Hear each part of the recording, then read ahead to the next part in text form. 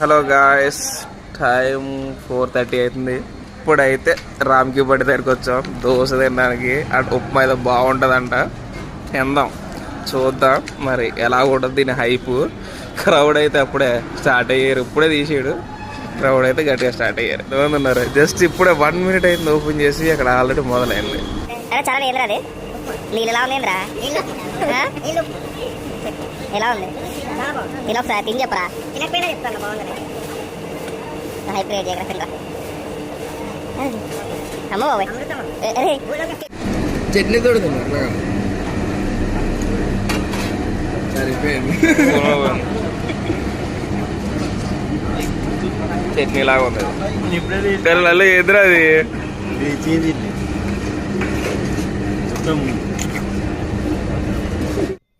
పైన అంతా మీరు గీ అయితే అనుకున్నారేమో. గీ అయితే మీరు పప్పులు కాలేసినట్టు, అదంతా కూడా బటరు